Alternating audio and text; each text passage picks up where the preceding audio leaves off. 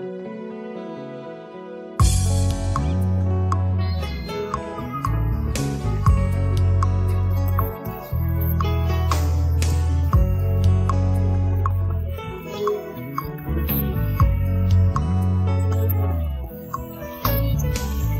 l'armée en politique, de la diaspora en politique, il décide aujourd'hui de nous parler de son parcours, de son histoire, de son expérience. Qui pouvait croire qu'un très militaire aurait des ambitions politiques, il aura besoin, n'est-ce pas, de changer le cours de la vie de ses concitoyens, n'est-ce pas? Il a une vision mais incroyable et c'est ce que nous allons découvrir tout au long de cette émission. Je serai brièvement accompagnée de l'homme de Outenika, Tonton Dev. La politique, oui, ça nous intéresse parce que ça nous concerne tous.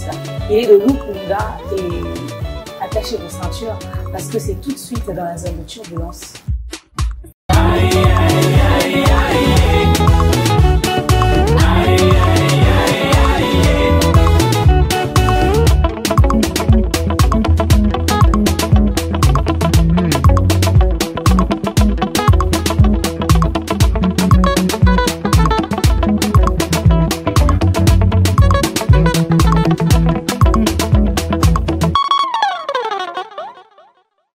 Bonjour à tous et bienvenue dans ce tout nouveau numéro de votre émission La Zone de Turbulence. Comme vous le savez, ici nous débattons, nous échangeons, nous discutons autour des différents sujets d'actualité, n'est-ce pas? Et en ce moment, le pays traverse une période très sensible. On parle élection, oui, en 2023. À l'époque de Fachi Bétan, c'est à son tour de céder le flambeau à quelqu'un d'autre. Il partira, il aura un deuxième mandat, telle est la question. Mais il y a aussi ceux qui doivent aller communiquer, parler pour le peuple, n'est-ce pas? Aller exposer les problèmes et les soucis des Congolais pour, bien évidemment, que l'on puisse trouver des solutions et c'est très important. Sur ce plateau, je ne serai pas seule, je serai accompagnée de Tonton Bev, l'homme de Outenika, n'est-ce pas, à qui je vais dire bonjour. Demer Nyangi, bonjour, bonsoir, bonsoir à toutes les personnes qui nous suivent, bonjour à toutes les personnes qui nous suivent. J'espère que Messan Rolanda Bisso, na zone de turbulence, na Outenika, na table ronde. Mais spécialement aujourd'hui, c'est vraiment très politique. Et la politique en Bouranabiso, des roi Baudouin, roi Léopold, Kassavubu, Mobutu, Lumumba participant dans la politique, et Laurent Désiré Kabila, Joseph Kabila, aujourd'hui tu sais qu'il y a avec tous les politiciens, tous les acteurs politiques de notre pays. C'est ainsi, hein, ça continue, l'histoire politique de notre pays ne va pas cesser hein, et continuer, voilà. Et aujourd'hui, il y a une élection, donc ce qui veut dire que tu as peut-être une nouvelle classe politique, politicien, il y a Sikalisu, Robima, donc quitte à la bango, ça la bien, ça la propagande bien, pour que les meilleurs puissent être élus.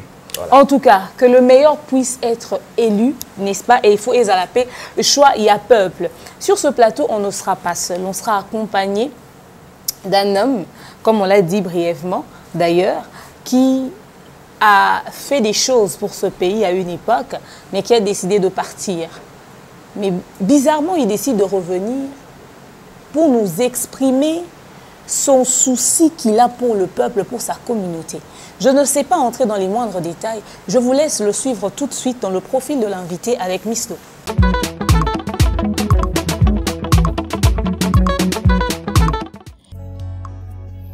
Originaire de Mandaka, il est parmi les pionniers de l'installation et de la maîtrise d'Internet en RDC. Entreprenant depuis toujours, son dévouement pour le corps habillé s'est fait remarquer depuis son jeune âge, où il a servi aux côtés des militaires et dans la garde civile. Redevenu civil, il s'octroie une mission de bâtir un Congo fort militairement et un développement économique remarquable et surtout informatisé. Son amour, son altruisme pour les veuves et son dévouement pour les jeunes font de lui un candidat idéal pour notre pays. Voici pour vous, dans la zone de turbulence, le candidat député national de la circonscription de Lukunga, M. Gu Bompongo Kombe.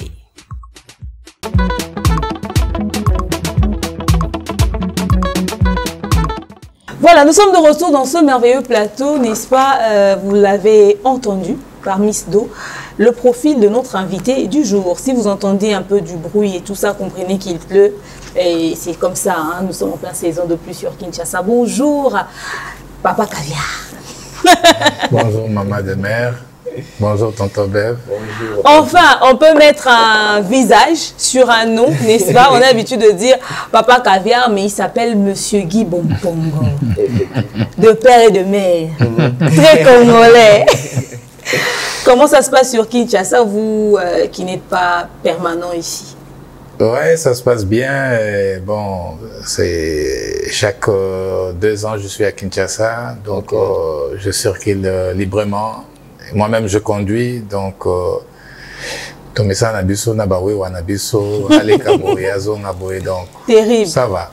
Terrible. Courant, Netilelo Nadaï Naramulili, donc voilà. Ça, c'est déjà une réalité. Auto-vivre, bisotou, comme Quinois, comme Congolais, on vit, nous vivons cette réalité.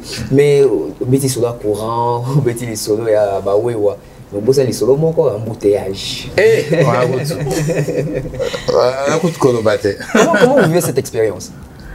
Bon, ils ont passé. Ils ont passé parce que Namitou Nagaso, ils allaient na bateau Moussa na Bango, ils allaient répondre à réfléchir comment aussi cet embouteillage. On dirait bazala. C'est ça le regret. C'est ça les regrets. Mais aujourd'hui, demain, nous avons les réels plaisirs d'avoir presque la tenue sur nous.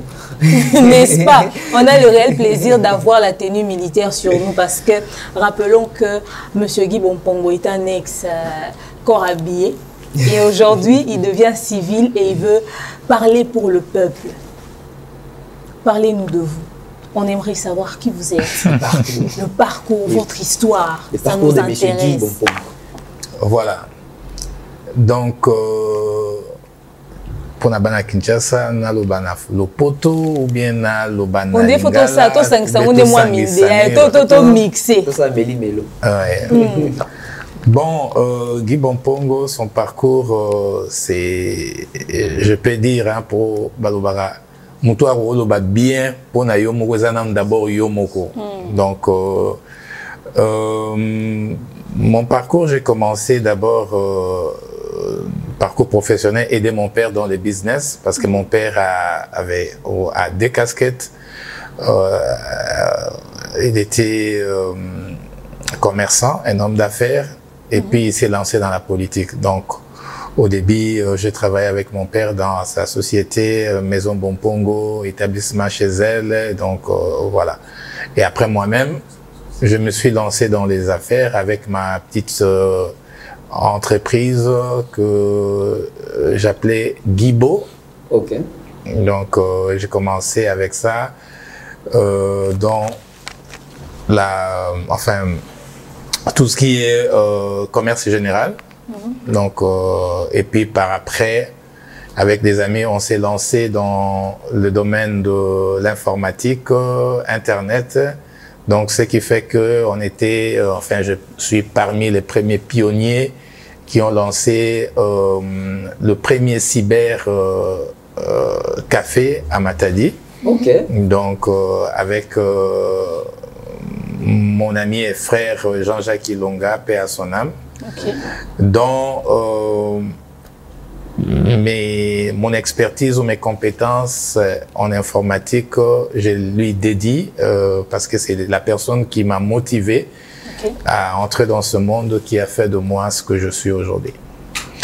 Donc après, j'ai décidé de me lancer dans l'armée parce que je vivais avec mon oncle qui était militaire et il m'a donné le goût. C'est quand je le voyais, un commando bien habillé. Et j'habitais avec lui et j'ai pris le goût. En plus, généralement, c'est la tenue militaire qui attire. Hein? On aime voir ça, surtout quand ça va bien à la personne. Exactement. Et c'est comme ça que j'ai décidé de m'enrôler. D'abord, en commençant par une session spéciale que le fait président Mobutu avait organisée. Et c'était le dernier d'ailleurs, session spéciale, auquel j'étais candidat élève officier. Après un bon moment d'entraînement, en préparation pour aller à Kananga. Et on faisait des préparations au niveau du camp Kokolo. Okay. Et en dernière minute, parce que... C'était pour les faux? Oui, c'était pour les faux. Une session spéciale qu'on avait pris seulement les cadres universitaires. Et donc, je crois que c'était 2 ou 3 mois comme ça avant, après avoir passé plus ou moins 3 mois aussi de préparation au niveau du camp Kokolo. Et en dernière minute, on était à une centaine de personnes, disons 101 personnes. Et c'est voilà qu'on a suspendu. Et par après, je me suis enrôlé dans la garde civile. Okay. Donc, voilà, et j'ai commencé à la garde civile comme un recrue. Okay. Et je fais mon entraînement, enfin ma formation à Mvula Matadi. Et dès là, j'ai fait d'autres formations et de l'antiterrorisme. Et puis, j'ai été instructeur militaire aussi. Donc, j'ai formé une promotion. C'est la dernière promotion que l'AFDEL a trouvée avant son entrée. Wow. Donc, tout ça, mais avec un parcours scolaire aussi. Exactement. Vous avez fait quoi comme étude au fait? Parce qu'après, les militaires, on ne nous vante pas le côté instruit, le côté diplôme et tout ça. Généralement, les militaires, c'est l'armée qui les forme et puis c'est tout. Hein. Oui, avant, au moment où je m'enrôlais là, j'étais déjà un ingénieur en mécanique. Donc, voilà, j'avais fait la mécanique générale et je fais la mécanique à l'université, disons à l'Institut supérieur, et je finis comme ingénieur en mécanique appliquée. Voilà. Ok. Ah d'accord, mais ça c'est très bien. En tout cas, c'est un parcours, c'est une carrière. Mais après, je suis un peu tiqué par le fait que vous avez pris goût de devenir militaire par les truchements de votre oncle. Nous, aujourd'hui, là, nous jeunes d'aujourd'hui, en tout cas, ça ne me tente pas. C'est ça, ça ne tente pas, ça ne donne pas envie. Non, non, non. Il faut comme un général. Donc, c'est-à-dire qu'on lit un parcours, on lit un général, c'est quoi cette motivation-là à l'époque? Parce que Gouana, les lobes jeunes et belés, la Kinshasa, dans son lingataire, comme un militaire, arrivé comme un militaire. Ni est-ce que le temps a changé? Na salaire en groupe, militaire en groupe, ça vite. À l'époque de Mobutu, j'en profite de saluer mon oncle qui aujourd'hui est colonel. À l'époque, il était lieutenant Gilbert Longala. Mais il faut le voir à l'époque en tennis. Donc, donc, c'était mon mentor à cette époque-là et c'est la personne qui m'a donné le goût. Donc, voilà quoi. Et, en fait, le goût, c'était par rapport à la tenue et non par rapport aux avantages. Parce que quand on va faire un métier, quand même, il y a les avantages qui nous attirent aussi.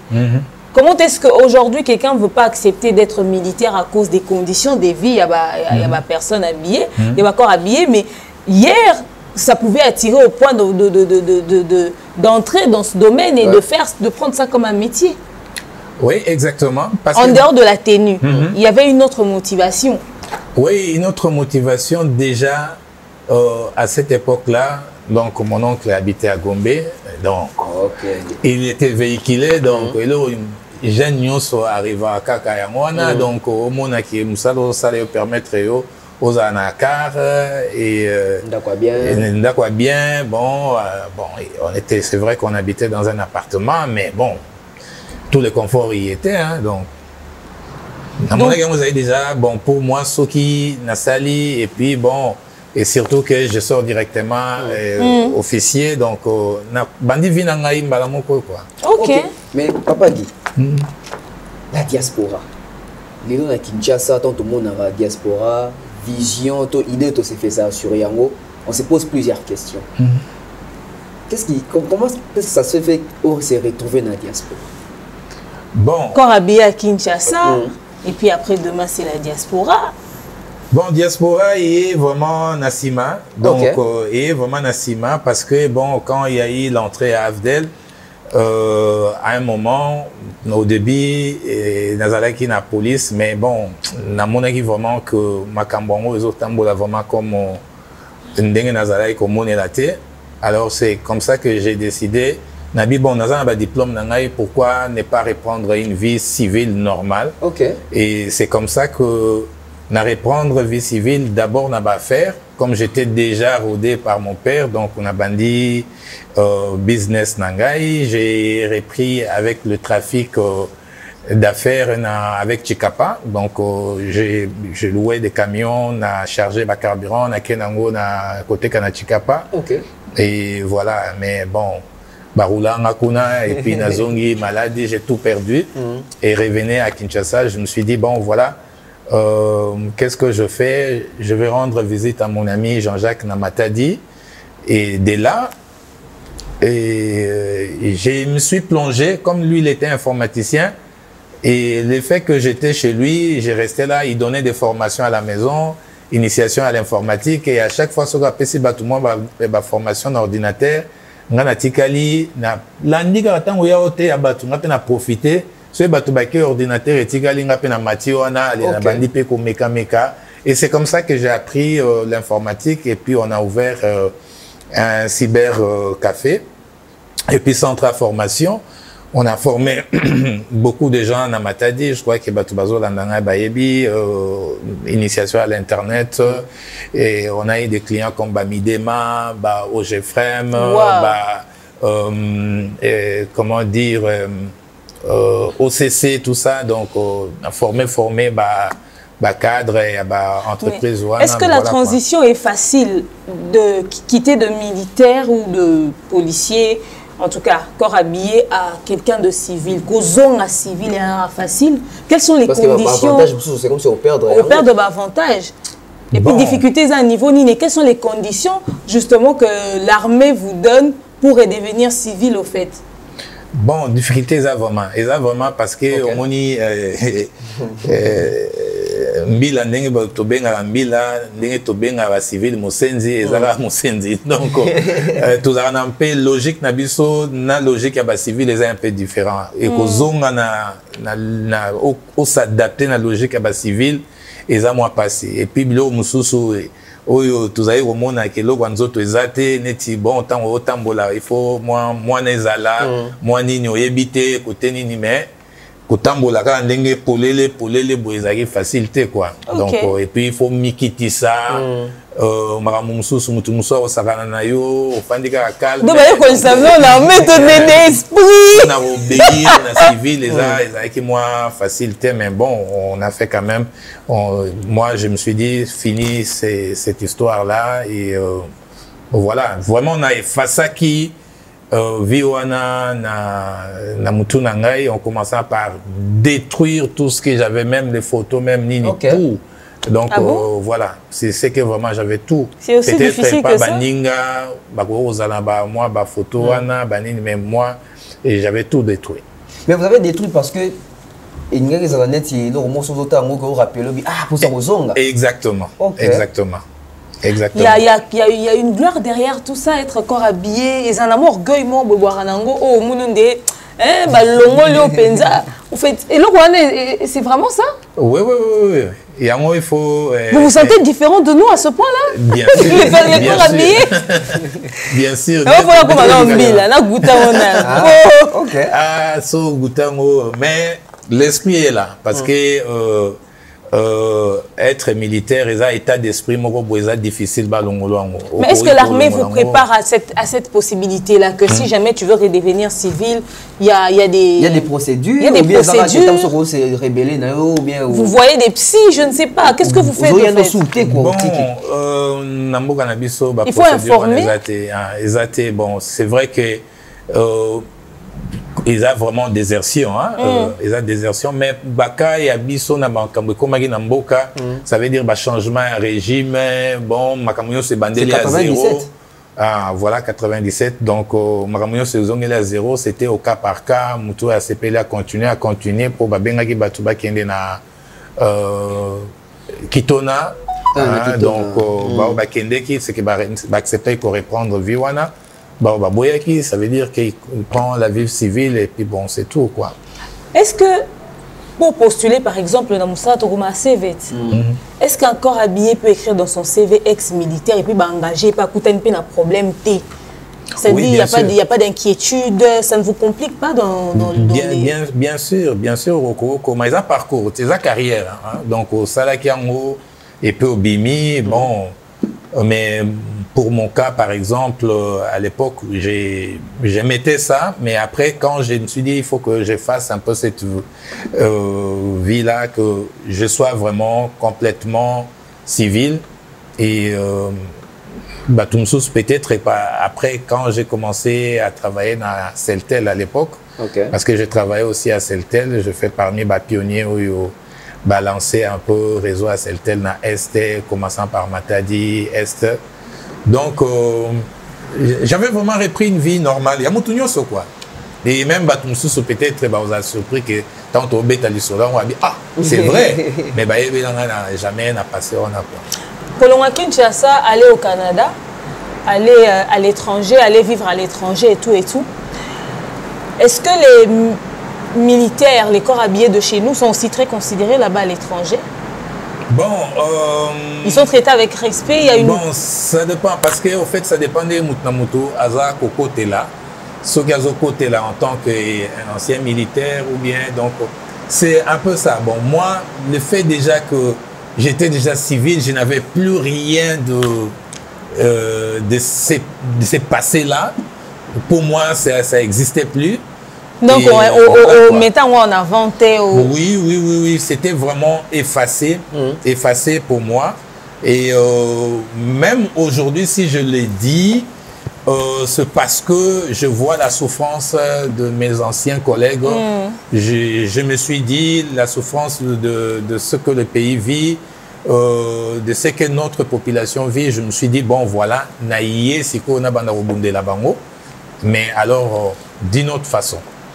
Bon, oui, vas-y, tonton Ben. Papa Caviar, Papa Guy, la motivation et la vision de faire la politique et bandi wapi. Bandi awa te bandi na diaspora.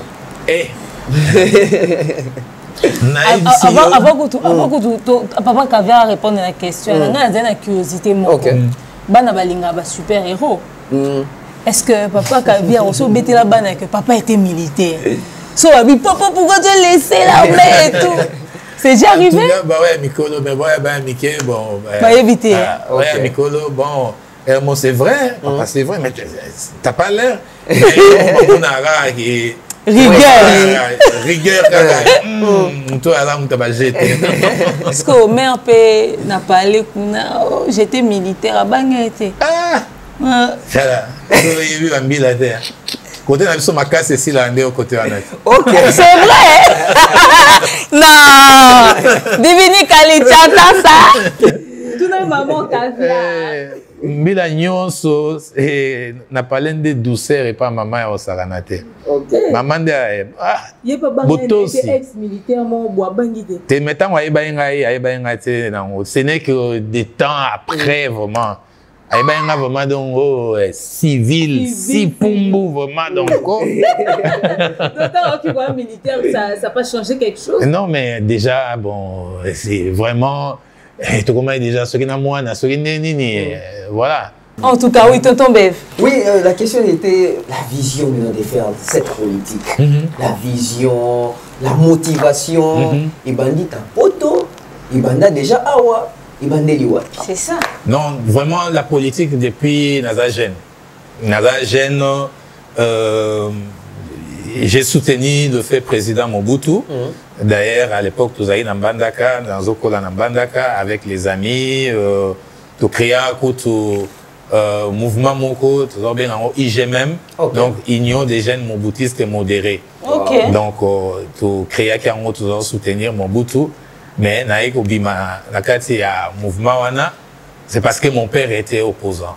Donc mon père était opposant, c'était l'opposant farouche de Mobutu à l'Équateur, avec président il y a IDI et puis président il y a Union sacrée de l'opposition à papa Étienne Tshisekedi et c'est mon père qui était le président à Union sacrée au niveau il y a province et Équateur et puis président il y a IDI il y a papa Kengo Wadondo donc voilà alors collègue naïm sous bazaki naïm la politique balobi nanga balobi bon et cause à la yo mwana na biso ya liboso biso tozali lelo na opposition bongo yo zalaka na ba jeune mobutiste et tout ça bon alors c'est comme ça que j'ai été conseiller et j'ai pris la décision que na quitté mouvement na biso wana et na esikoyo na papa et je fais partie na jeunesse directement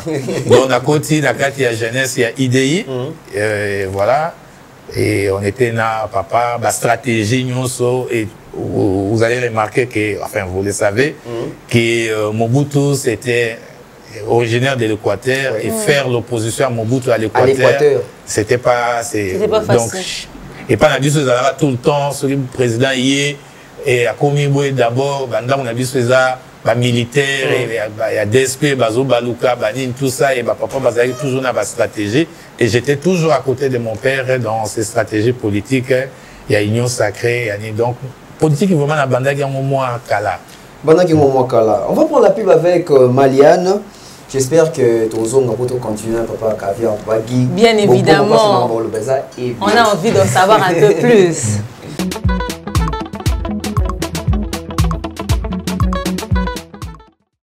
De nos jours, l'hygiène intime est une priorité. Voilà pourquoi Maliane vous propose des produits d'hygiène intime à base des plantes naturelles, testés et approuvés dans les plus grands laboratoires dans le monde.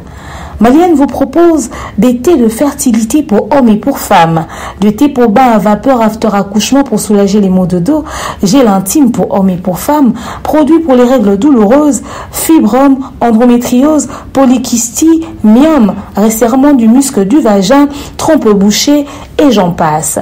Vous avez également des produits qui vous aident dans tout autre type de soucis gynécologiques que vous pouvez avoir. Ceinture abdominale, vous avez les protège-slip, les bandes hygiéniques et tous ces produits sont disponibles sur notre site www.maliane.com.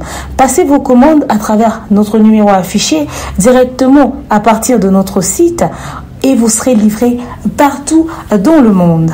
Maliane, pour une hygiène intime parfaite.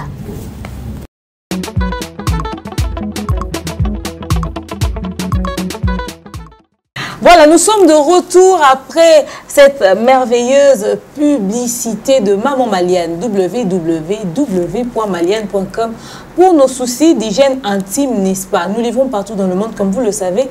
Contactez-nous sur nos numéros affichés, sur le numéro qu'il y a dans le spot. Passez vos commandes. Sur Kinshasa, les produits sont disponibles ainsi que partout dans le monde, n'est-ce pas? On tient à signaler que Tonton Bev a eu une urgence très urgent. Donc il a dû partir et on va saluer comme ça notre manager de Kingaka Mobutu qui nous suit depuis quelque part et Thierry Mombea le pharaon. Salutations à toi également et l'équipe technique est assurée par le DT de DAB, Christian L. Lumia et toute l'équipe technique de DAB comme vous le savez. Mobutu a dit qu'on ne cite plus personne à part le DT, même pas Miss Do. Voilà. Alors on est de retour. Papa Caviar, on va continuer. Tonton bébé parti, mais l'histoire continue. Parlons de la vision de M. Guy Bompongo. Rappelons qu'aujourd'hui, au postulé dans la députation, Ngambo Lukunga, Bandera Lukunga numéro 157. Tout site website Bino Lukunga K157. Papa Guy Bompongo, Yeyo, Babi Molobelina Bino. Aosala o yaza na ngoko la vision kakate aosala pe obino bozala na bosenga. Donc to retenir 157 babi le numéro magique. Papa Guy Bompongo. Vision na yeza nini po OK diaspora, père de famille, ex-militaire, motiki nyonso. Ozongi na Kinshasa pour les loko molobeli ya peuple. C'est quoi la vision? La vision na ngai na obandana no expérience riche au Nganazanango, ma candidat est belé Bazanango te. Ok. Donc, il y a liboso, ngai, naza moana, ya mboka oyo, ya mabele, ya makila, des pères et des mères, et puis nazali chef de terre. Donc, naza prince, na chefferie en Kole, donc, ezali na territoire ya Bukungu, na province à Chouapa. Donc, naza mukolo mabele. Et puis, en plus de cela, c'est que na pesara makila nanga pona ekolo. Donc, j'ai passé par le service militaire. Et on a travaillé dans la société et télécommunication Celtel. Donc, on a participé à désenclavement et à Mboka Oyo. Donc, on a commencé à fin fond, on va bien à Congo profond, on a commencé à Yango. Ba frontière ya biso entre biso na ba Imbo Kolo entre biso na Soudan. J'ai été là-bas pour relancer le réseau de télécommunication. J'ai été na ba Aru, ba Ariwara, ba Vichumbi. Voilà. Donc on a kutana na ba Mbiscade na parc à Virunga pour connecter Mboka na biso, c'est-à-dire d'un coin à un autre. Donc on a parmi ba pionniers au lelo yo bato baza kotinda ba SMS bazo ko télécharger Internet, nan lelo ba émission toujours ça là, ils en a battu oyo na benga bango ba oublié. Et en coup j'en profite que de reconstituer commission moko na komo na chancelier pour que ba décorer biso pour na moni bat mususu ba sala ki na ba banque na nini ba musicien par exemple ba décorer bango mais lelo yo ceux qui mboka na biso ils ont avancé sur le plan technologique, il y a des gens qu'on oublie ba oyo ba construire un réseau wana ba pesa bato parole d'un coin à un autre, il y a Mboka. En plus de cela, c'est qu'on a travaillé encore dans la compagnie technologique en collaboration avec Sonal et ce qui m'a permis de gérer entreprises européennes. Moko Oyo Etali Makambo Bagé de loterie, Sir Batoubaye Biango, j'ai en Afrique Million, donc c'est moi qui ai lancé ces jeux ici. Na Congo et na Congo Brazzaville et ce qui fait qu'après on a une décision il y a kokende ko s'immigré na Canada avec ma petite famille mais de temps en temps comme nous avons une entreprise d'Angaï et awa nayaka de temps en temps chaque une année ou 2 ans naza na Kinshasa et je circule na Kinebambanda na Kinebamba Congo. En fait je suis comme quelqu'un qui vit awa na Congo. Donc voilà quoi. Ok, mais maintenant, au décider zonga comme quelqu'un qui vit ici au Congo. Objectif dans les années exactement. Target dans les années. Ezali, olo ozamolo belikaka, ya bana oyo ba parents na bango bazala ba corps habillé. Eza ozamolo beli ya basi ya ba corps habillé o batika bango, ozamolo beli ya population dans son ensemble. Ozo viser banani exactement parce que ce faux appât à molobelipé il y a pas personne moko qui va bana par exemple encore habillé mais oza kande na lukunga pendant que bana pe na mwamba kuna pe ba parents ba encore habillé bazalaki objectif ezani vision ezani pour la carrière politique. Carrière politique nanga ezali d'abord base ou fondement nango eza sur le changement. Nathalie Mambezo le Kanambo Kanabiso.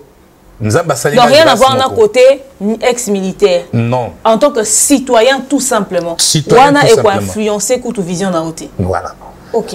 Donc en tant que citoyen tout simplement, Nathalie Kenombo Kanangai, Nzambe a payé moi grâce moko na circulé un peu na Mokili.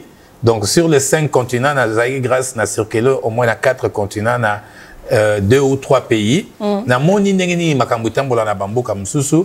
Et on a essayé de comparer un peu na les autres tambola na mboka na biso ba richesse ya baninga ba richesse na biso na moni ke mboka na biso ezana nkita mingi ezana vraiment personnellement na moni na mboka moko te osokoki ko comparer sur le plan richesse sol sous-sol mais toi le bakede l'équipe Congo na mona ki angote mais quand j'essaie de comparer vie oyo tozo vivre na Congo population na nga azo vivre la vie ya pasi et na moni écart de vie entre baoyo bazo kambamboka na baoyo population et careza vraiment musika.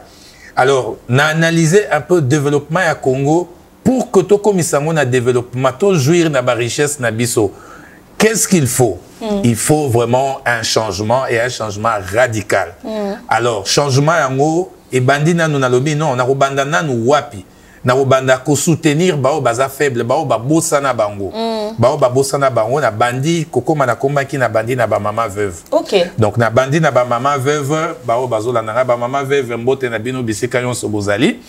Na kutaki ba mama veuve ya Lukunga, à partir ya ba mama veuve ya Lukunga, Maman Marie Makiala na pesi mbote sika zali présidente na bango, c'est de là que na kutanaki na ye na lobi ke ngai nazali na vision na longola ba mama veve na vie ya kosengaka sengaka. OK. nango to fandisaki vision na biso na adage o elobaka soko pesinga imbisi na kolia lobi na koyoka nzala mais soko la kisinga kopepa na koyoka lisusu nzala te yango na lobaki ke na sangisa ba mama veuve nyonso to réorganiser association wana na niveau o ezalaki ya lukunga mais to agrandir yango koma ba mama veuve ya République Mobimba et vision ezali ko sangisa bango ko réorganiser association wana ko doter bango na site internet plateforme oyo bakoki ko contacter bango de partout au monde donc ba y a vraiment na kati ya toile ozomona ba préparer ba projet na bango avec aide nangai avec aide ya baninga mususu ya ba jeune banine tout ça ko concevoir ba projet ya ba mama veuve oyo et ko rendre bango autonome de façon que ceux qui moto aye ko sunga bango asungi bango mbala moko mais ezala te que souvent basunga kaka bango basunga bango donc il y aura des projets oyo to koluka ba financement et financer et créer activité moko o ba mama veuve bango moko ba ko travailler ba ko produire ba ko teka et puis ba ko mifuta ba salaire de manière basala ba autonome ça c'est vraiment ce qui n'a pas développé en détail awa ba mama veuve ba yebi ndenge to souri na bango baza vraiment très contente na vision wana yango to créer qui to recréer veuve vitale donc veuve vitale na moment tozoloba na s'impliquer qui pour na personnalité juridique na yango donc mikanda et bimo ezopesa bango ningi sa ba opérer ba fungola ba compte ba nini donc naza nsima na bango site internet na financer qui pour na site internet il y a dimension professionnelle ndenge ba organisme nyonso ya minene ezalaka nango na moment on ba site internet esili mais to lancer na nango te parce qu'il faut ko ça ba contenu ba photo na bango ba nini tout ça donc na ba mikole ko ya bokomo na yango bokomo na pe oyo ekosalema na ba mama veuve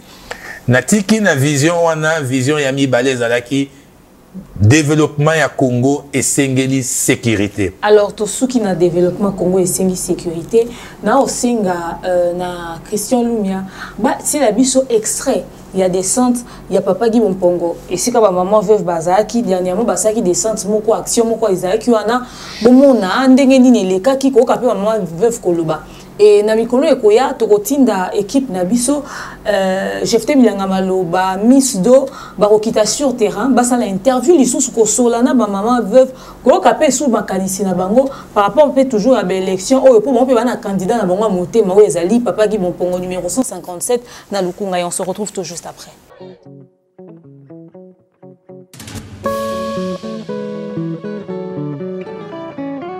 Mwana na biso aye kotala biso na biso ba mama toza na esengo mingi poya koyamba liskabo ya mwana lobi pe na ndenge apesi biso penza nzela na semba na moko ekoti biso na matoi toyoki yango pe tosepeli mingi biso ba mama tosepeli mingi penza ndenge tomoni ye mbala liboso tomona papa ya yamba batu boye mbala liboso kaka ye tata pe tosepeli pona yo tokotika yo te tokolandoti na suka toyebi nimero na yo ça c'est kaseti oza molobeli ya biso ba mama veuve na ba mama mususu na ba jeune toko vote kaka yo esengo mingi penza esali biso mais to souhaite kaka akende kaka liboso nguya na ye koya kaka pa na biso ba mama na ye lokola toti ye liboso okende kaka liboso akozonga sima te makambo nyonso tobongisi yango epai ya Nzambe nimero 157 akozwa kaka nazoloba koloba ya likukuma te lokola ye azana devi ya makambo oyo ya moni na mboka na biso pona ba mama veuve pona bilenge pona bana na biso ke ye akende kozala molobeli na biso pe tomindimisi epa na ye ke biso pe tozaka kasima na ye kino maponomi ekoya tokosala par tous les moyens ye aleka po akende kolobela biso na Lukunga biso awa pasi na biso leta ayebi yango te kasi soki tozana molobeli akobanda kolobela ka biso mikolo nyonso seke pasi na biso ekokoma muke yango wana nde papa Guy akende totindi ye akende kolobela biso biso ti tangu kampani ekoya tokopona kaka Papa Gimpongo mabongisi oyo ayeli biso ana Zamba Telecom ya ko soutenir ba mama veve eza malamu po ete akende pe alobela biso kuna na parlement ekozala sengo yango wana mpona biso mama Zamba Telecom ba veve oyo toza ana Telecom ye lokola kanisi biso tokotika ye te aokende liboso na kombo na Yesu numéro na ye 157 tokovote ye aza molobeli na biso akende liboso alonga akende liboso nzamba mema ye penza akende ndenga azokende ayeba ke tonyokwami na ye elongo tia kokende kuna nzamba kotombola ya kokende penza po o nyonso azaka na elembo nzambe tanga azoluka akozwa oyo azoluka. Concernant les mamans veuves, ici vraiment on néglige trop de mamans veuves. Mais concernant Papa Guy, il est venu juste pour maman veuve, pour les jeunes, il va nous soutenir. Je sais qu'il est avec nous. On va continuer avec lui jusqu'au bout, jusqu'au bout.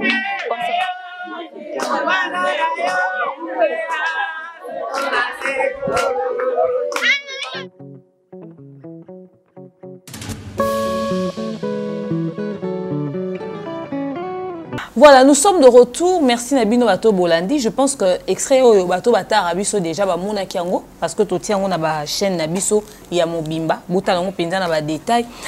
Papa Guy. Tomoni le lenge nini ba mama ba nesengo minga ozana yo. C'est que projet na ba openezo ko toucher ba ona motema. Ba o sepela penza makasi. Mais ndenge tolobara bonheur il faut à partager obi na biso vision mi baleza nini peut-être au partager pe suna batu mususu susu même makambo zo sa na ba maman veut faire musala munene yami baleza ali pona bande kona biso ba oyo ba pesa ki makila na bango pona ekolo oyo bande ko ba soda na ba policier parce que comme na otu koloba wa développement ya Congo pour esalema il faut paix ezala na kati ya mboka ba voisin na biso ba paya ou ba tobengaka ba occidentaux bango nyonso te mais ezana ba franche mususu na bango ba koteli biso likopa likopa na bango ezali nini sur nkita na biso baluka baye baka koyibaka nkita na biso ko utiliser ba voisin bakota bakomi ko benda richesse ya Congo mwana Congo azo bénéficier lisusu na richesse na été alors que bato ba sengeli ko batela nkita ya Congo ko batela ekolo ko batela na biso ezali ba soda ba condition bazali ko bunda bitumba trahison ba infiltrer makambo ebele bango moko d'abord na ba famille na bango façon baza ko vivre solde na bango ndenge zo pesama soki na meki ko comparer un peu natali na ba vie au ba politicien baza ko vivre na monique pas ces ali bande ko baza ko vivre na pasi je félicite quand même depuis chef de l'État Félix Antoine Tshisekedi a commis na Bokonzi na moni quand même ba militaire na biso sikoyo bakomi bien habillé bakomi bien doté conditions ya vie eza komata na nous vraiment komi na ndenge na te mais quand même initiative ezali quand même malamu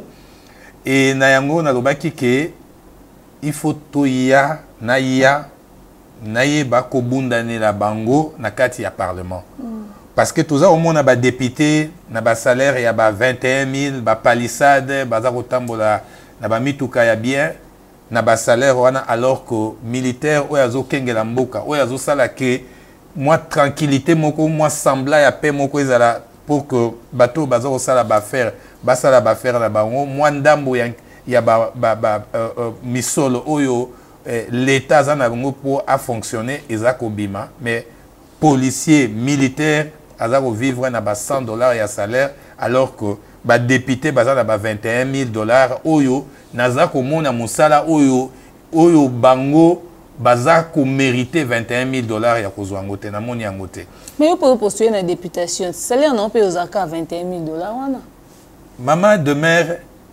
nakota na kati ta on a okota na kati nde bitumba ya solo ekobanda parce que na annoncé yango déjà pona ngai eloko ya liboso na kati ya parlement toko bundana pour que salaire wana ya ba député ekita. Attends, na ba moins 60%. Vous sûr que tant on fout les 3 premiers mois so bimi député. Elle lengi à $21 000 les belé hein. Maman de mère. $21 000 les belé 3 mois kaka. Nayebi 21 000 ezali mbongo et belé. Mais question ezali. Tango ba député ba ozwa 21 000. Baza kolia 21 000 wana. Baza kotambola na ba mituka na bango parce que sécurité ezali. Baza kotambola baza ko sala makambo nyonso ko voyager ko sala makambo nyonso parce que sécurité ezali. Ce qui peut 21 000 wana ezo bima, c'est parce que bato baza ko kenga na mboka pour que ba activité salema oyo ozo kotsa mbongo na caisse ya l'état pour que bazwa yango. Mais eloko nini baza ko sala pona bato wana na ba famille na bango. Mais bon, c'est pas un autre défi au niveau lancé. Maman de mère na yaki na politique te ou bien na yaki candidat député te pona sepelisa ba politicien. Na yé pona peuple. Bato ba kopesa nga mandat eza peuple. Eza bango ba politicien te. Yango ngai na kokende ko bundana nango pona peuple, pona ba oyo ba kengela kamboka na biso, oyo bango na ba famille na bango condition na bango ezala améliorer. Bon, peut-être que c'est idée. Sauf qu'il faut réduire le salaire à la député de $21 000 à combien? Maman de mère, attends 5 000. Ah, mais pourquoi pas? 5 000 à salaire à la chaîne à YouTube et là. Ma chaîne sur YouTube est présent 5 000 à salaire. Bon, c'est pas noté. Maman de mère. On a 16 000 mobimba. Oui, à Monique. Et ce qui est ma chaîne à YouTube et ça là, il n'y a pas que ça moussa. C'est qui dit salaire à député qui t'appelle il y a ministre. Bien sûr que oui. Bien sûr que oui. Parce que maman de mère, t'as là nanou hein, na opé cet exemple moko. Mboka loko États-Unis, superpuissance. Ba député na bango baza autour, si je me trompe pas, na ba $14 000. Ah bon? Oui. Le mois. Mais t'as la budget na bango. Budget na bango c'est autour de 6100 milliards de dollars. 6100 milliards de dollars. Ça c'est le budget des États-Unis. Mais député na bango azan na ba 14 000. Mais biso tozali à peine kaka to ke na 16 milliards. To mobiliser dans nos budget à 16 milliards. Mais to ke na to na ba 11 000. Mais député azo zoa 21 000. T'as un peu écart wana. Écart wana ils a vraiment moulai train de vie il y a des politiciens ils a likolo makasi que il faut to banana nous kokiti ça ceux qui na lobby par exemple na ba militaire hein Sorotali par exemple na Canada un militaire un caporal il est autour il y a ba 5 000 6 000 $. OK 5 000 na ba dollars américains c'est autour il y a ba 5 000 et quelques dollars le mois. Mais pendant que le budget à Canada, c'est autour, il y a 300 et quelques, 400 et quelques milliards. Mais militaire à Zana, salaire wana. Dans l'unité, tout comparé parce que tout ça, niveau mon côté, hein, tout ça, niveau mon côté sur le plan, Canada fait partir, il y a G7, donc pays Oyo, ils allaient dans Misolo Mingi. On s'est comparé na bangoté. On s'est comparé na bangoté pour le moment. Mais c'est seulement que nabo moto il y a biso il faut total la kita oyo mboka na biso ezali nango bien budget na biso tozali nango totali pe tango tozo sala répartition pour na ba salaire ya bato totali pe musala ya ba oyo basala ka pona okengela mboka. Ba famille na bango baza ko vivre ndenge nini. Vous imaginez que ndeko militaire apesi makila na epona ekolo akei bitumba akwei na bitumba azongite mais famille na ye na sima abaza na camp mais quelques mois après ba ebisi bango ba bima na camp bako kende wapi. Est-ce que l'état atongi bandako parce que bato wana o vevo wana azali ko bikande na mobali na ye mobali na ye pe na ba solde nini il y a ba $80 bosiko azate na bana bako vivre ndenge nini. Papa Gisco qui sangwa mamboleki na Congo Brazza. Car nanga mona biso na Congo Brazza to ebi ke kuna ceux qui bazo postuler balancer offre na armée to na la police na bango kuna bon moi ba population s'est précipitée parce que kuna ba force de l'ordre ba kana moi salaire moko quand même très élevé pratiquement dans chaque famille au moins bata na policier moko bata na agent de l'ordre moko à cause ya ndenge salaire ya la ba outi relancer recrutement na bango et créer des ordres au point où il y a eu mort d'homme bato ba kende ko tika ba CV na bango. Et comment on a au mon histoire ouane leki na Congo Brazzaville ça le ndenge comparé il y a misère aux ambo quand même so ata balobi bazo recruter bato olinga okente nalandaki na tense ku so batie offre ba wati na bana bango nalandaki makambo leki na ngambo ya Brazza et voilà donc toujours compatir parce que Israéli ba voisin mais toujours compatir na makambo eleke pa na bango mawa mingi mais bon to pesa bango ka ba mes condoléances na ba famille éprouvée mais ceux qui tozongi et pa na biso il faut que tozongi sandengo ya kala lelo yo bana ya bakonzi na biso soko tali bazala na musala armée te mingi na bango bazate mais ceux totali na tanga Mobutu ngai oyo na baninga mususu o tozalaki na bango bazalaki bana ya ba généraux bana ya bato ya ba moyen bani tout ça nga na oti na famille moko pauvreté mais acceptaki ko kende ko sala armée na tango wana mais lelo yo bana na biso ba famille na biso bana ya bakonzi mususu lelo ba ko kende na musala te parce que ba moni nini bango ba rendre bato wana minable yango na bitumba na ngai oyo nazana ngo na kati ya musala wana ya mandat ou bakopesa ngai na peuple ezali ko kitisana no salaire ya ba député ko redorer image ya ba militaire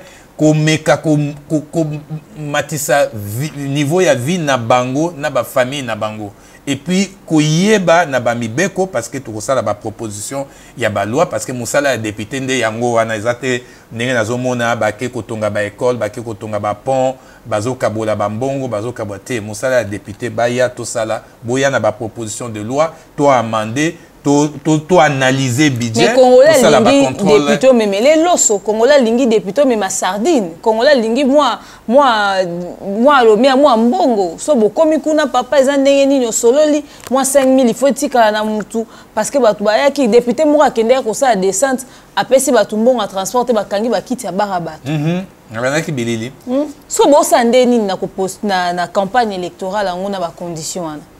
Na ba condition wana mama réalité za na terrain ndenge ka lobi wana ne ngai par exemple naza rosolana bango naza rosolana bango nazo comprendre peuple nazo comprendre peuple parce que baza ko exiger na oyo bango ba découvrir. Voilà.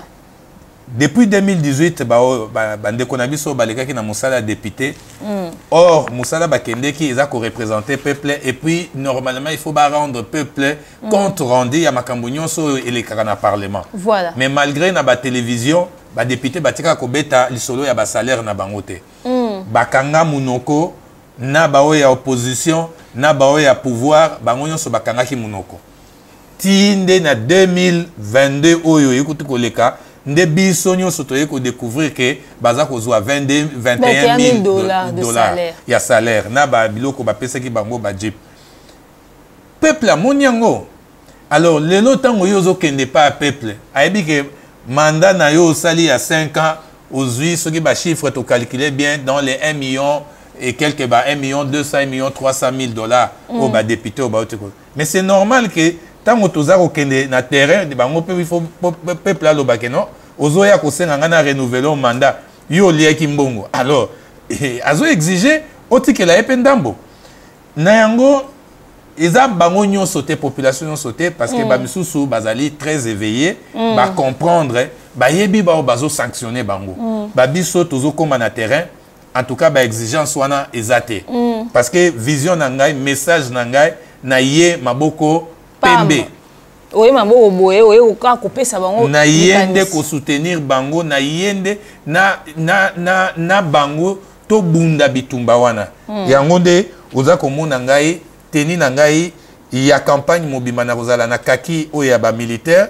parce que naza ko kende ko bundela bango na kati ya parlement et aussi en soutien ya bandeko na ngai ba famille na ngai ba militaire oyo ya FARDC bazali na ngonga oyo tozolo banakati ya bazamba entrée ya kobunda bitumba ya ko benga na munguna na kati ya mboka na biso en soutien na bango na zabo. En tout cas bana ba corps habillé nyonso oyo ba parents OK bazo bunda musika boyebi bisika ngo vraiment candidat na bino so boza ngambo lukunga numéro 157 Papa Guy Bompongo au monde a condition de vie na ba corps militaire. Ouais. Régulièrement ancien compagnon d'armes nangai baninga nanga bazakuna. Grand-mère nangai azaki personnel civil masara na Kankokolo. Asali banvula kuna. Yazaki à l'époque directrice des études na Kankokolo. École ya Kankokolo ezako otangisa malonga. Hôpital à Kankokolo ezalaki na ba condition ya bien. Loko ape na ba kan ebele be école na bopito ezalaki.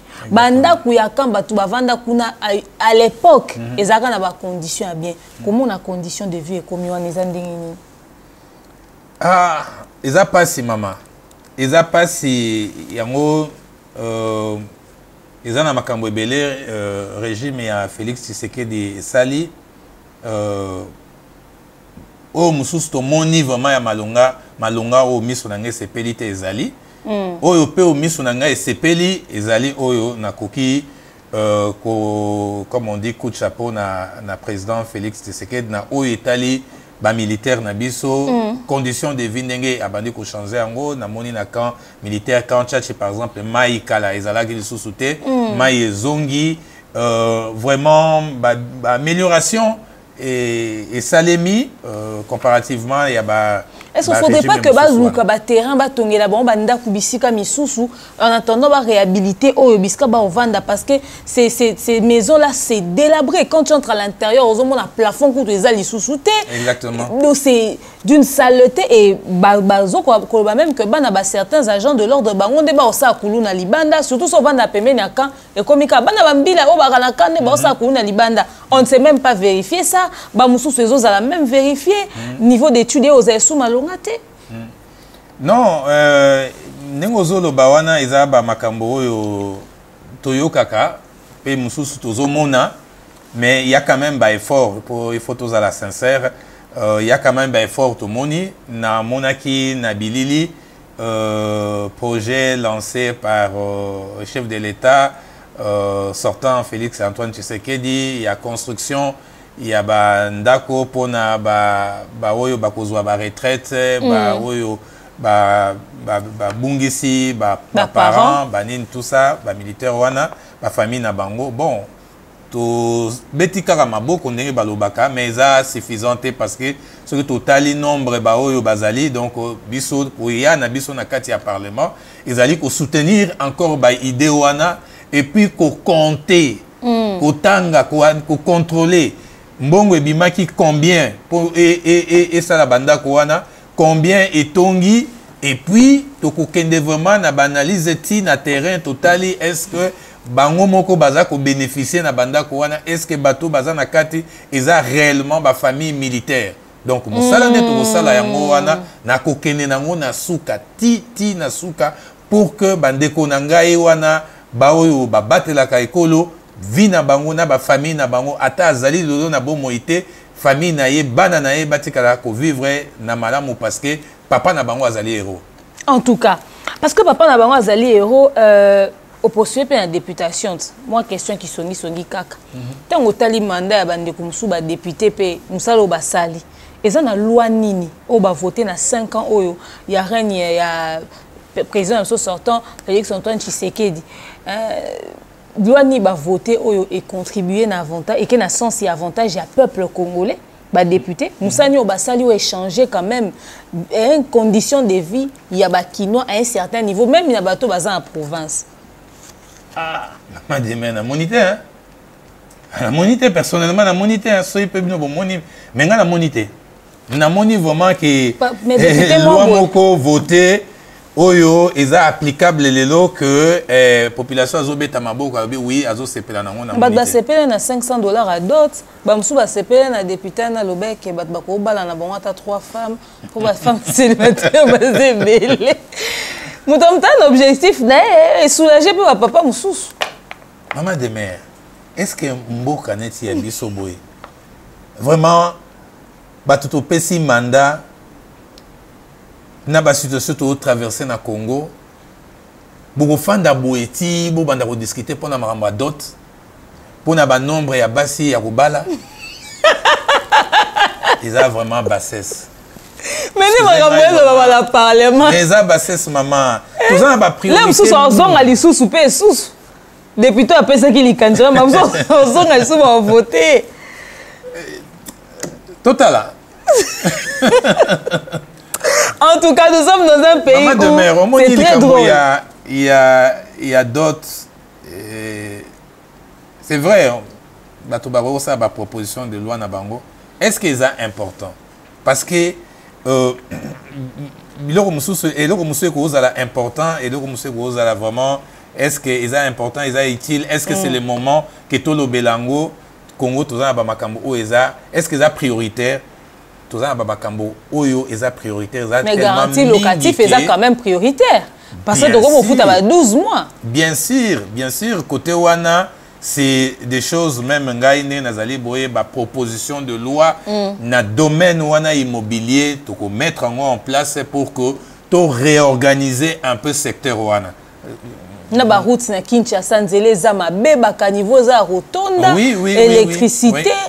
Donc vraiment personnellement n'a penché na makambo wana pour ouvrir une parenthèse na makambo etali ba immobilier ba logement et ce qui natali passe oyo bandeko na ngai o biso nyonso to monaka mukolo nyonso tanga ko lukandako tango zali boye ba bimission na ndako bien ozo changer ndako pasi to monaka na bandeko na biso ba commissionnaire ba kutambusa yo mbongo ya makolo mbongo ya nini o futa un mois ya nini ya commission banini tout ça Nathalie ba oyo ndenge le kaka na bamboka mususu mais ezamawa par exemple ce qui Nathalie bamboka net na vivaki na Canada ba commissionnaire ya ba makambo ya ba logement wana mais soko tali vie azo mener eza mususu vraiment une vie a retourner na mbonga makolote autant azo kende ko laksa onda ko kuta ye aza déjà wana azotambola na voiture moko ba Tesla ba voiture à kitoko ba Mercedes ba nini donc c'est quelqu'un qui vit bien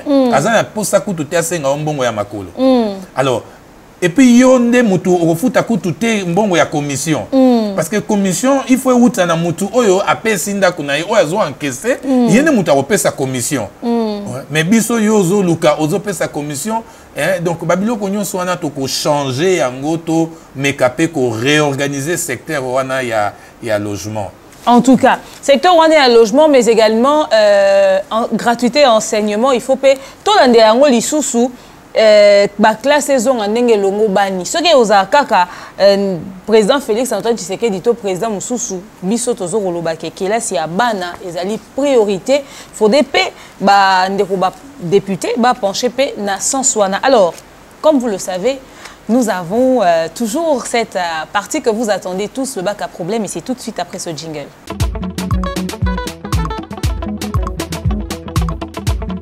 Le bac à problème contient des questions qui nous permettent d'entrer en profondeur, creuser au-delà des attentes de l'invité. Mais au cas où l'invité souhaiterait observer le silence, il sera dans l'obligation de goûter à notre délicieux cocktail à problème, un mélange des saveurs non identifiées. Vous êtes dans la zone de turbulence, attachez vos ceintures.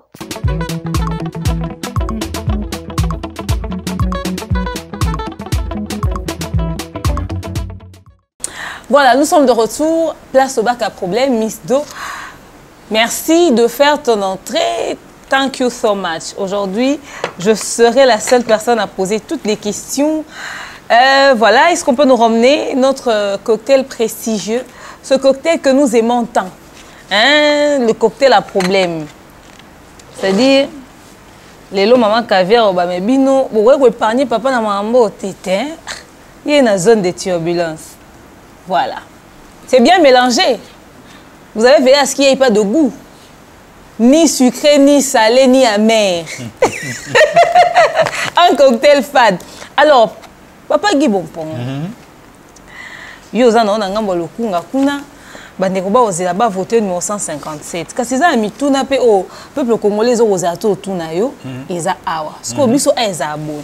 Na déposer pour au copa l'art. Biso liakawa. Aboy. Ici, il y a des questions. Et ces questions, ce sont des questions quand même assez sensibles. Surtout dans la période électorale. Au lobby m'a bien voter au thé.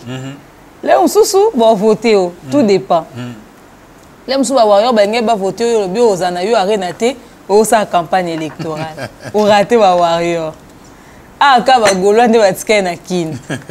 Na ba spiritas. Alors, ce qu'on monique que ma question est quand même assez tendancieuse. Ou éviter non pas problème. Vous êtes dans vos droits. Au médical cocktail pour éviter problème. Mais ceux qui pour banger le lobby qui chasse na mambo belé, beaucoup moi ça moi poison na diaspora, ba botu na biso kaka yango kuna poison makaso ne ba te kango na ba coin. Mais bando ye au moins no pe poison na nzela te. So boy na o mela, o apika na droit na. Ah, toi dollar est comme na combien? 26. Et comme na 26, mais soit ils a 28. Pour photo somba dollars. Donc, on peut avoir 100 dollars en francs congolais, mais là, toi, il y a 28. N'est-ce pas, Miss Do? Bon, ça m'a dit, on est sur un surtout compter francs. Pour faire un kangama. N'est-ce pas? Donc, on va y aller. Ok. Papa Caviar, tu as dit que le projet est belé, sur ton bito, le bagnon, soit moussou. Alors, ça n'est qu'à campagne, mais on a vision. Alors, il y a une vision, il y a une vision. Et au fur et à mesure que nous allons avancer, les gens vont vraiment découvrir qui est Papa Caviar. Ce n'est pas une histoire d'élection, ce n'est pas une histoire de candidature, c'est une histoire de quelqu'un qui a une vision pour la jeunesse, pour les citoyens congolais, pour sa communauté, pour sa population. Chaque 2 ans, chaque 2 ans, il y a l'élection. Chaque 2 ans, il y a l'entrepreneuriat. Il y a mon entreprise. Donc, investir, ce n'est même pas une question d'élection, c'est une question de quelqu'un qui aime sa patrie, qui aime sa nation, qui aime sa communauté. Il sera là avec nous et constamment, et tous les jours on va découvrir sur lui.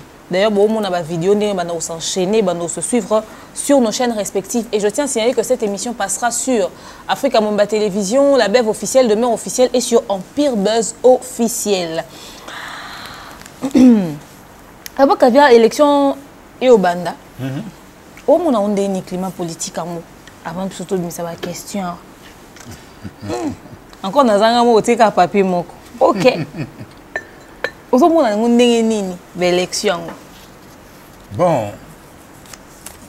namoni constat nangai liboso campagne bandi très timide, même si à part le candidat président de la République, baza bandi déjà kubeta nanzoto ba médias tout ça nazomona et quelques candidats député national, moi Ndambopé en provincial, mais ils en ont timide pour le moment.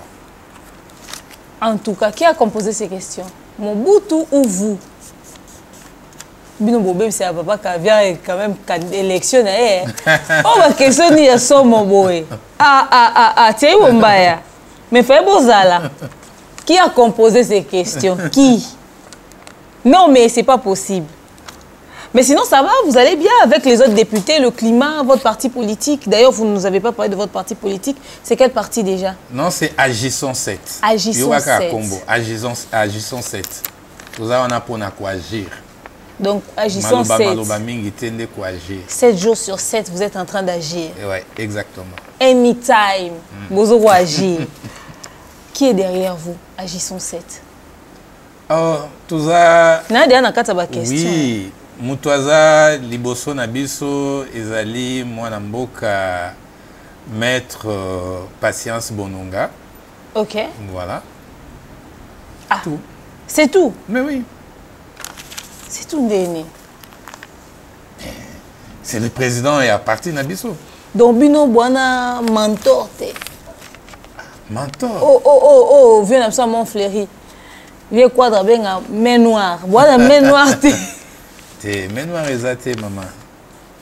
Au minimum, mon épisode parcours nangaye, n'épisode bitumba nanga na obunda, ezate que mutumo aza simananga aza kotindika ngai ndenge na lobi wana nde yango wana nga na ye et puis naza kosala naza ko agir ngamoko en âme et conscience tout en suivant aussi l'idéologie à partir, c'est tout. Qui finance votre candidature dans ce cas?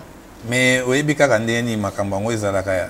Yo peut cotiser Léo na bande parti politique. Non. Au fait parti ndenge ezalaka et vivre kana ba cotisation ya ba membre. Ba cotisation ya ba membre et salemaki et salemaka ndenge tout ça là toujours et puis avant tout kende moi enveloppe muke ya parti par rapport ya oyo to cotisaki pendant tout ce temps là. Mutuye moko na conviction na oyo kende ko bunda oyebi pe ko tia ya yo makoki oyo okoki ko kende ko bunda moi carburant na mituka moi ba ndeko ba famille ba camarades base na yo baza na besoin ya moi mai moi ni tout ça donc obongi seli bango et puis boza okende boza ba sensibilisation na bino ya mobilisation à base donc je le fais avec mes propres moyens et puis voilà au soutien à participer na ba o seulement qui ba cotisation autopé saka yango pe ko contribuer. OK. Qu'est-ce que vous pensez du président Félix-Antoine Tshisekedi? Parce qu'on voit le chiffre 20 partout. Bandero Moussoupe va postuler dans la présidence. Vous pensez qu'il y aura un deuxième mandat ou pas? Parce que tout le monde, Bandero Pebe, Moïse Katumbi, Veka Bakendara Nasima Félix-Antoine Tshisekedi, en 2018, Bandero Pebe, côté qu'on a pu accueillir Nasima ya Moïse Katumbi, donc na mintonné to aboto na Fachi be, côté pe to na Moïse Katumbi, soit il faut ne peut baza pe na ngambwana. Bon. Deuxième mandat ou changement de président? D'abord... Après, il y a encore le cocktail. Et il y a aussi la possibilité de nous donner $100 sous cette pluie. Mais en francs. Personnellement, Bilembo, on a money, et ce que ngai n'a pas sa position ngai, ce qui n'a tali na oyo volonté ezali ce qui peut oyo et encourager ngai ya koya pour que naia ko bundanela na condition changement ya condition de vie ya bandeko nangai ba militaire na ba famille na bango ba maman veuve ba jeune na bato oyo ya basalaka misala ya entrepreneuriat parce que ba projet ezali ebele pona ko améliorer conditions na bango.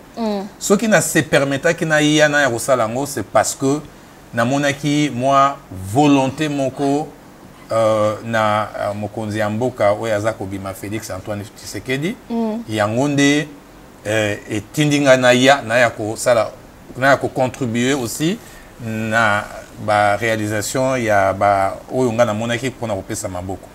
Mais au etali ceux qui a causé un mandat mususu, ceux qui a causé un mandat mususu te. Toto pesa mandat mususu na Moïse Katumbi. To moi ba tupana na simane ba ba kepe na simana epe. Bon. Peuple peuple ndé aroyer ba mais vous êtes peuple, toi pe citoyen. Naza citoyen. Yangai lokasa na ngai parce que nga moko pe na ko voter. Ceux qui monika na na oloba le cas ça n'a pas place au Kenya.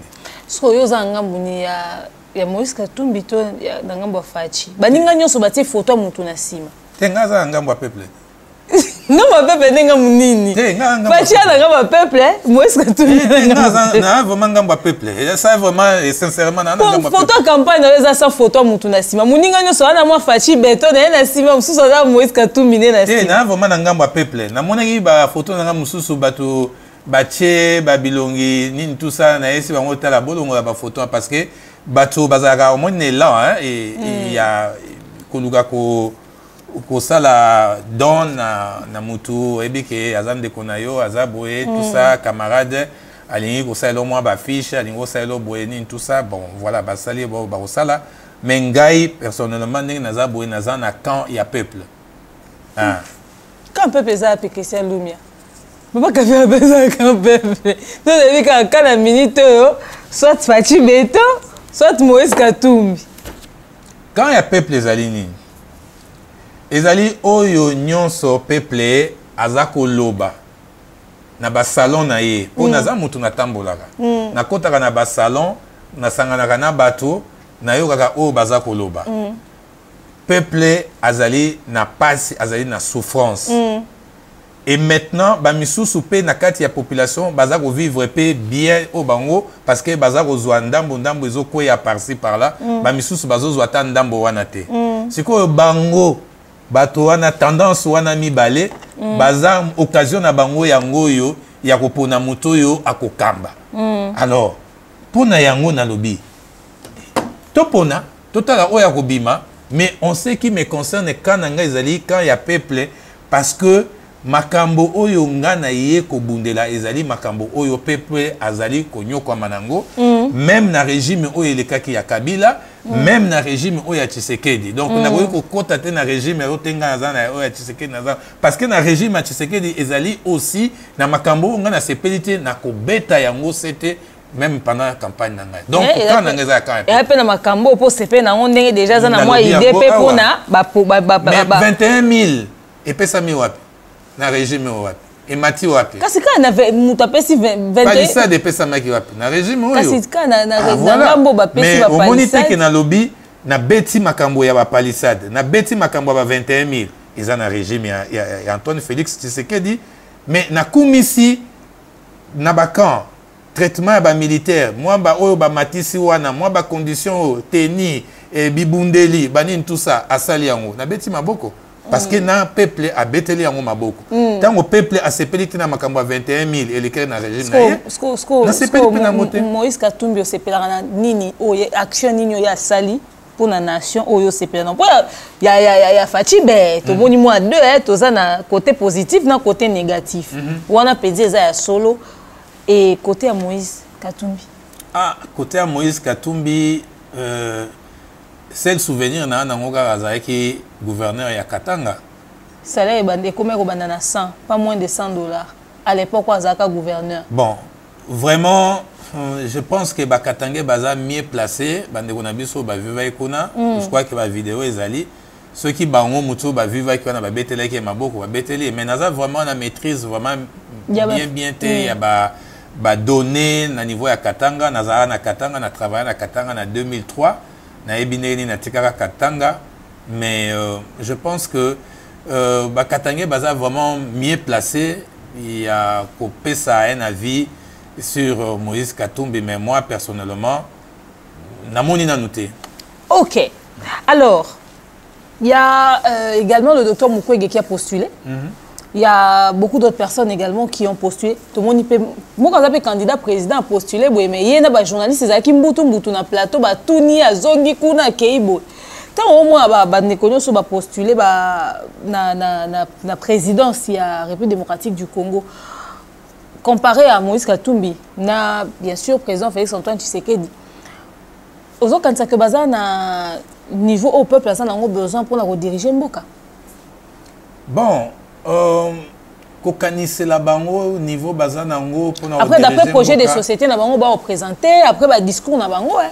Bon maman de mère omoni na politique ceux qui mutazo kende koluka ba pesa ye confiance ayaka kaka na maloba ya sukali heureusement yo moko ye bien ayaka na maloba sukali mais eloko mingi totalaka aussi et à lié malobane à sukali oyo ya zoloba lelo totali pe parcours na ye ba oyo ya sali oyo egoyi ko epesa biso moins visibilité moko ke to pesa ye confiance parce que lobby to komona osala makambo ya lobby na yango ba réalité eza différente ba champ d'action pe eza différente mais gestion ya mboka ezala makambo ebele donc esengaka nanu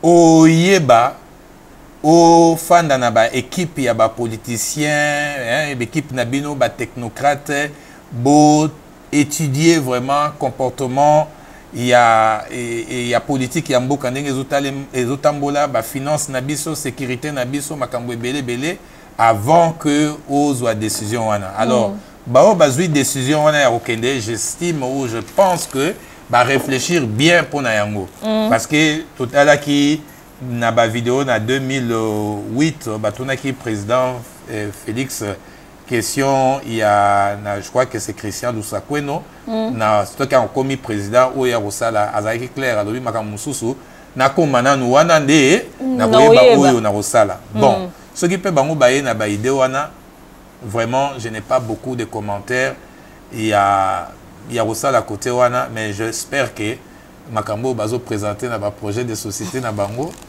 et ça ba réalité quoi. En tout cas, je pense que mon cocktail a chômé. N'a raté bon, hein. Boson à ma cololé. Papa Caviar, il y a beaucoup à dire sur vous, sur votre parcours, sur surtout votre vision en tant que citoyen pour le pays.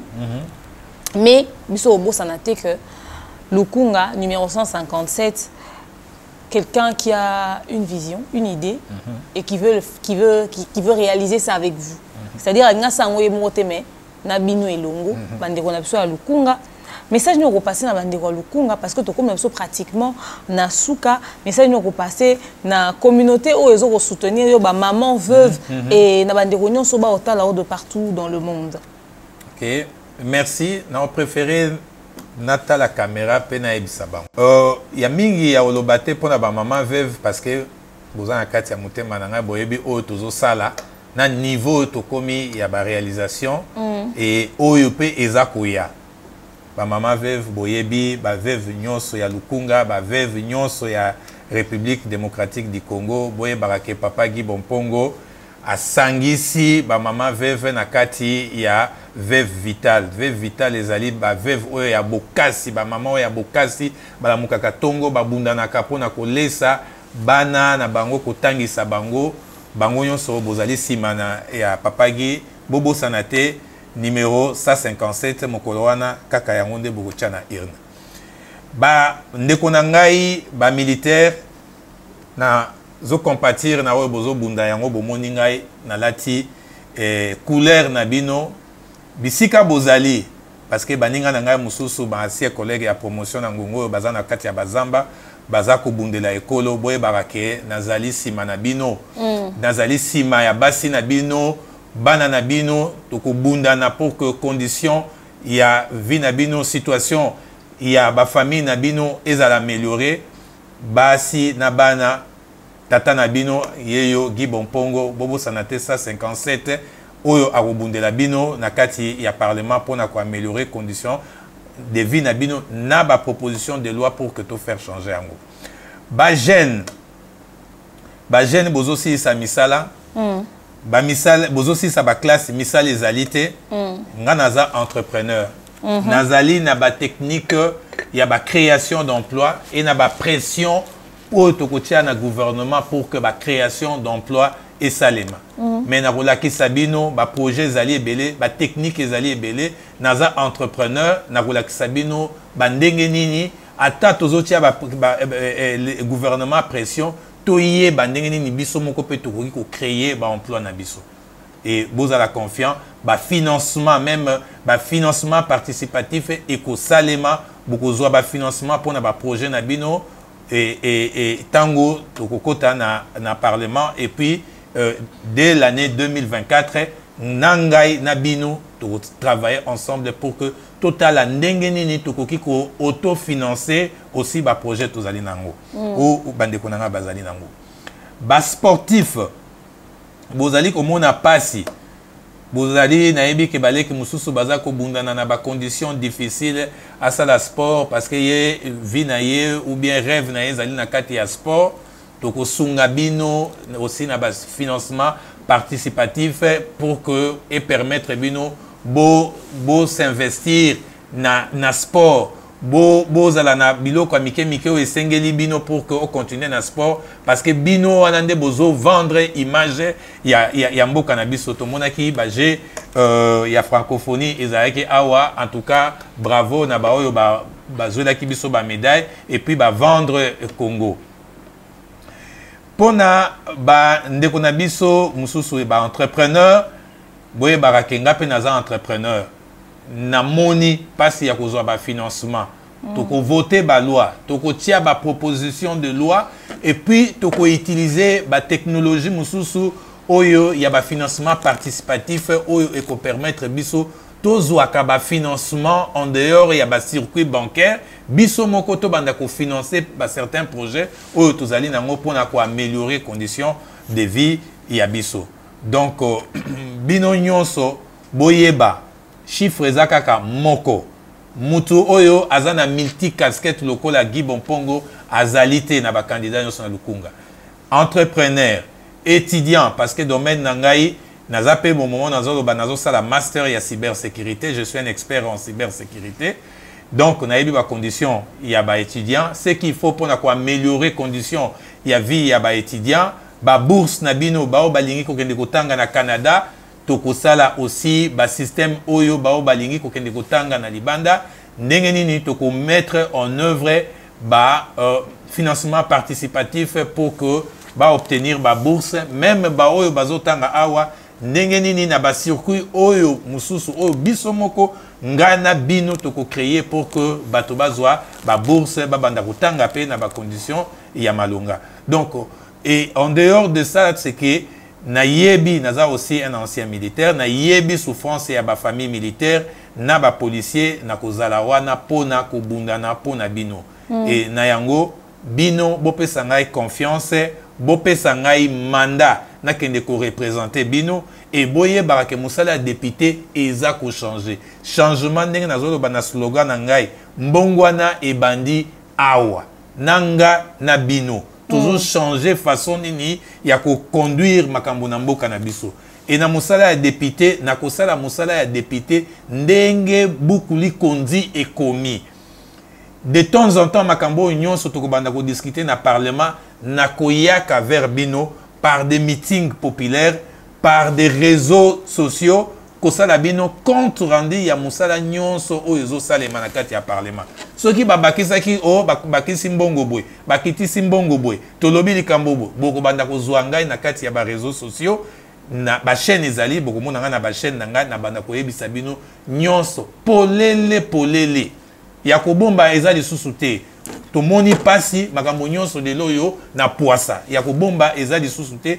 il faut congolais na congolais ayeba mbongo mpaka aza kofuta mbongo oyo aza ko contribuer ezosala musala nini bao bazofuta maboye bao bazofuta maboye nzele ezosalema nini ezosalema ndenge nini bao pito ezosalema ndenge nini ville ya Kinshasa condition de vie mabe ba embouteillage partout banzele ezali te banzela ya kobukana même ba devant ba bureau ya ba gouverneur ya ville mabulu mais lokola ville eza gouverner te ngai na bino ba technique ezali oyo tokotia bango pression bato ya gouvernement bao bazokoma bakosala misala nzele baby place songolo place pakala na kozala na ba bureau na tous les 7 communes ya Lukunga oyo bato babanda kozwa ba plainte ya ba makambo nyonso etali sécurité nzela et na koyeba kosala pression na baoyo bazokamba ville soki pression wana baza ko s'exécuter te na ngai na bino tokende kofandela bango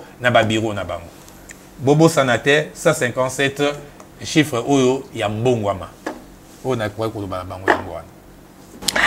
En tout cas message est clair et limpide, clair, blanc comme neige. Donc c'est-à-dire que tu as loupé le razate. Mais question que tu as linga to tu na ba député nyonso bo postuler na otu na yango po eza question na biso ya suka. Et oza kuna réponse à moulaïté pour faire zapper na réponse ya muku. C'est pour ça comme ka ya moulaï c'est que na kati ya biyano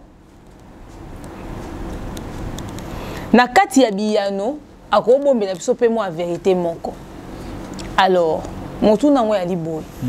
Soki kasi bande obasali ba ko sala ba voter ekobimité. Ba projet ki toko nyonso za nango pona communauté, population, bandeko lukunga et aussi la okata na yo parce que on so bazaki yo abaya ki pe hôtel diaspora yi ba voter té asimizela keda libela. Maman demeure qu'au servir peuple les ara na parlementaire. Ouais. Qu'au bundana pe na changement de conditions de vie et zaka na parlementaire.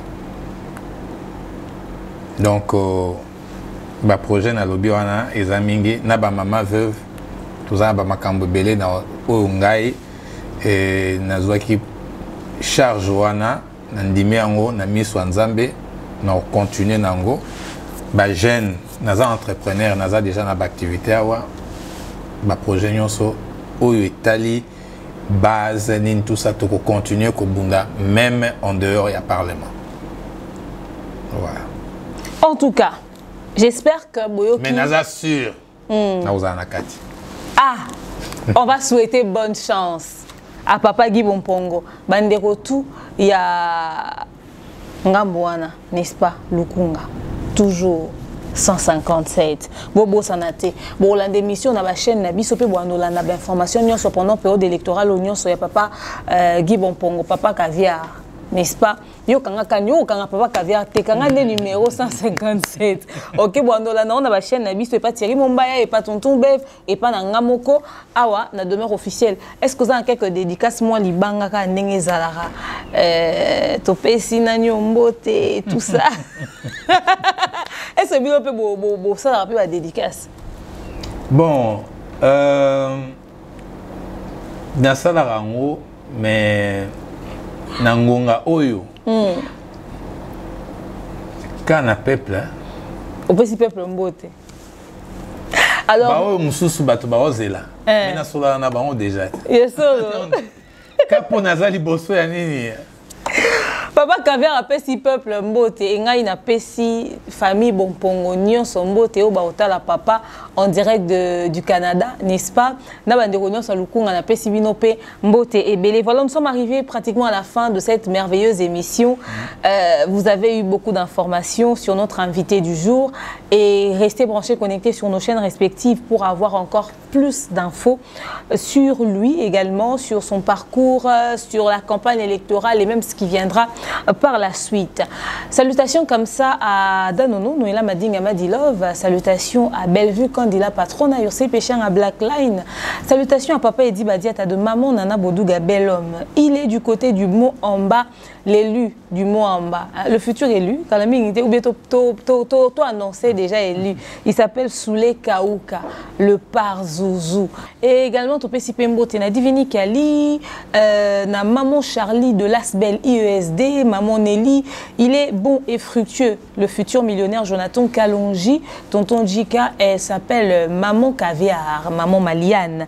Nous la saluons, n'est-ce pas, depuis le Canada, la sponsor officielle de Demeure officielle, Bev officielle, n'est-ce pas, Africa Moma Télévision et Empire Buzz. Vous avez aimé cette émission, dites merci à l'équipe technique, n'est-ce pas, de DAB gérée par El Lumia Christian Lumia Lumande. Et on dit merci à tous ceux qui nous ont accompagnés sur ce plateau. C'était un plaisir pour moi d'être avec vous. C'était la zone de turbulence. À très prochainement.